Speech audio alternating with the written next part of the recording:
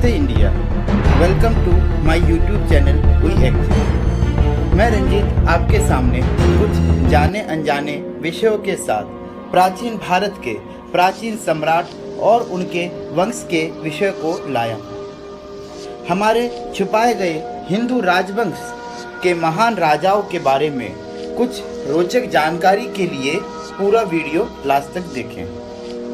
आज का विषय गुप्त साम्राज्य के महान शासक समुद्रगुप्त, जिन्हें भारत का नेपोलियन भी कहा जाता है, जिनके राजतंत्र के तरीके से आज हमारे देश का राजतंत्र चल रहा है।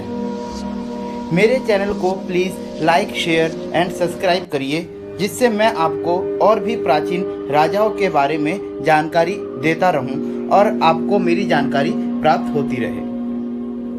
समुद्रगुप्त राजाओं के राजा थे, क्योंकि उन्होंने भारत को राजनीतिक रूप से आकृति दिया। उनके क्षेत्र उत्तर में हिमालय से लेकर दक्षिण में नर्मदा नदी तक और पूर्व में ब्रह्मपुत्र नदी से लेकर पश्चिम में यमुना नदी तक फैला हुआ था। उन्होंने उत्तर में नागा राजाओं को पराजित किया। समुद्रगुप्त ने अपने दरबार में जाने माने कवि हरिसेन थे, जिन्होंने प्रसिद्ध इलाहाबाद स्तंभ पर राजाओं की बहादुरी को अंकित किया था। यह भी उल्लेख है कि को लूट खेलने का शौक था और कविता सुनना भी बहुत पसंद था। उन्हें कविताओं से प्रेम के लिए कविराज का शीर्षक दिया गया था।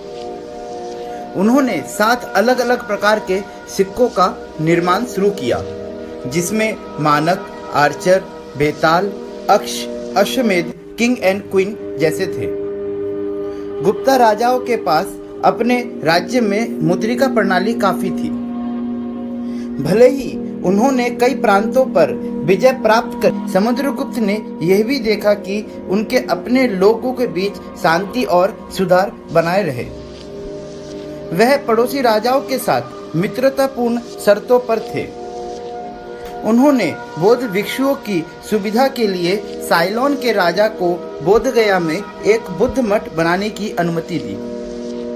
समुद्रगुप्त ने हर लड़ाई स्मार्ट राजनीति और महान वीरता के साथ लड़ी। ऐसा कहा जाता है कि उनके फिट शरीर में घाव के निशान के साथ भरे हुए थे। समुद्रगुप्त ने जो सेना बनाई थी वह सदियों पहले समाप्त हो चुके मौर्य साम्राज्य की सेना से भी बड़ी थी।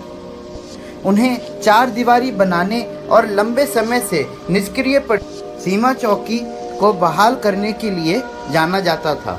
वैष्णव राजा का एकमात्र दोष यही था कि उनकी आर्थिक, धार्मिक और सामाजिक विचारों ने लंबे समय में हिंदू धर्म में जाति व्यवस्था को जन्म दिया। यानी यही से ही कास्ट सिस्टम हमारे भारत में शुरू हुआ।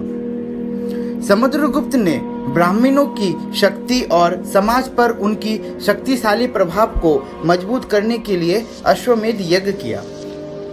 यज्ञ कर उन्होंने अन्य राजाओं को वशीभूत करने के लिए और उनके वर्चस्व और उनकी श्रेष्ठता स्थिति को स्वीकार करने के लिए धमकाया।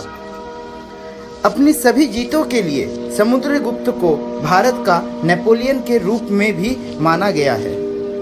कुछ इतिहासकारों के मुताबिक नेपोलियन के विपरीत थे समुद्रगुप्त। उन्हें कभी भी सत्ता की भूख नहीं थी। समुद्रगुप्त कभी पराजित नहीं हुए और ना ही कभी निर्वासन और जेल भेजे गए। Thank you for watching my video and comment below if you get some known and unknown fact.